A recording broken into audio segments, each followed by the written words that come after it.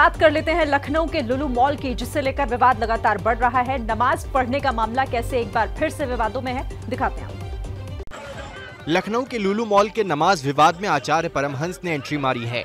परमहंस अपने धर्म दंड के साथ लखनऊ के लुलु मॉल पहुंचे, जहां पुलिस ने उन्हें एंट्री करने से पहले ही रोक लिया। इसको लेकर आचार्य परमहंस और पुलिस के बीच कहासुनी हुई।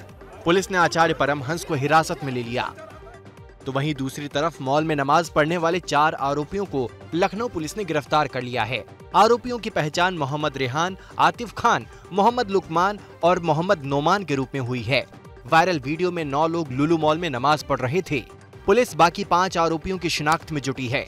सीएम योगी ने भी लुलु मॉल में नमाज पढ़ने की निंदा की है।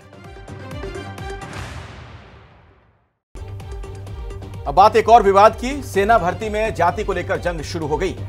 जहां जाति और धर्म कोई मायने नहीं रखती, मायने रखती है तो बस देश के लिए धड़कने वाला दिल और देश पर जान कुर्बान करने का जज्बा, यानी भारतीय सेना। लेकिन इसी सेना में जाति को लेकर सियासी जंग शुरू हो गई है। विपक्ष अग्निपथ योजना में अभ्यर्थियों से जाति प्रमाण पत्र मांगने का आरोप लगाकर सरकार पर हमलावर है। अग्निवीर देश के युवाओं के भविष्य को बर्बाद करने की स्कीम है। अब उसमें जाति पूछकर आप और बंटवारा कर रहे हैं। रक्षा मंत्री राजनाथ सिंह ने विपक्ष के आरोपों को नकारते हुए कहा कि ये व्यवस्था 1949 से चली आ रही है। जो पहले व्यवस्था थी हमारे आजादी के पहले से, वही व्यवस्था अब तक की चली आ रही है। उसमें कहीं पर कोई परिवर्तन नहीं हुआ। आरजेडी ने तो जाति के सहारे छटनी की साजिश का आरोप लगा दिया। सियासी विवाद के बीच सेना का कहना है कि जाति प्रमाण पत्र पहले भी मांगे जाते रहे हैं। अगली खबर का रुख करते हैं। विपक्ष की उपराष्ट्रपति उम्मीदवार मार्गरेट अल्वा ने आज अपना नामांकन दाखिल कर दिया है। राहुल गांधी, शरद पवार, सीताराम येचुरी समेत विपक्षी नेताओं की मौजूदगी में आज विपक्ष की उपराष्ट्रपति उम्मीदवार मार्गरेट अल्वा ने अपना नामांकन दाखिल किया।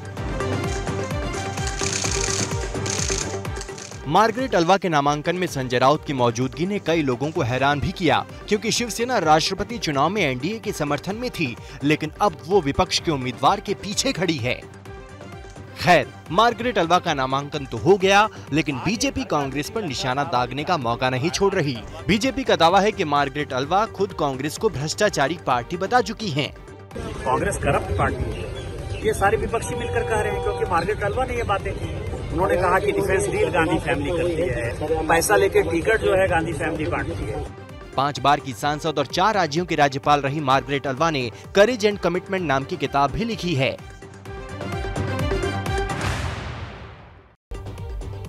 महंगाई को लेकर विपक्ष ने सरकार के खिलाफ मोर्चा खोल दिया। मॉनसून सत्र के दूसरे दिन भी लोकसभा में जोरदार हंगामा हुआ, जिसके बाद स्पीकर ओम बिरला ने सदन की कार्यवाही 2 बजे तक के लिए स्थगित कर दी थी। संसद परिसर में भी कांग्रेस और बाकी विपक्षी दलों ने प्रदर्शन किया। इस प्रदर्शन में राहुल गांधी समेत तमाम कांग्रेसी सांसद शामिल हुए। शिवसेना सांसद प्रियंका चतुर्वेदी और अन्य विपक्षी सांसदों ने भी इस प्रदर्शन में हिस्सा लिया। कर्नाटक में भी कांग्रेस कार्यकर्ताओं ने महंगाई और जीएसटी को लेकर सड़क पर हल्ला बोला। विपक्ष का आरोप है कि सरकार महंगाई पर चर्चा से भाग रही है, तो वहीं सरकार का कहना है कि विपक्ष चर्चा नहीं, सिर्फ हंगामा करना चाहता है। बिहार में तेजस्वी यादव के दावे को लेकर सियासत तेज हो गई है। क्या तेजस्वी यादव ने बीजेपी को सरकार बनाने में मदद करने की पेशकश की थी? क्या नित्यानंद राय आरजेडी में शामिल होना चाहते थे? इन दोनों दावों ने बिहार की सियासत में गर्मी पैदा कर दी है। बिहार बीजेपी के अध्यक्ष संजय जायसवाल ने दावा किया कि तेजस्वी ने घोटाले के आरोपों से मुक्ति दिलाने पर बिहार में बीजेपी की सरकार बनाने में मदद का भरोसा दिया था।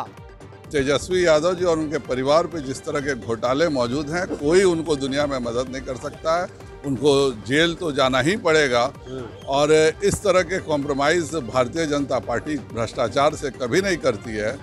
दरअसल कल ही तेजस्वी यादव ने दावा किया था कि नित्यानंद राय मंत्री बनने से पहले आरजेडी में आना चाहते थे। नित्यानंद जी तो जब मंत्री नहीं बने थे तो हमसे मिले थे, हमसे कहा था कि आप हमको अपने पार्टी में ले लीजिए, यहाँ मन नहीं लग रहा है, क्या बोलेंगे? इन दोनों दावों की सच्चाई क्या है ये तो साफ नहीं है, लेकिन इससे बिहार के सियासी दंगल में हलचल जरूर पैदा हो गई है।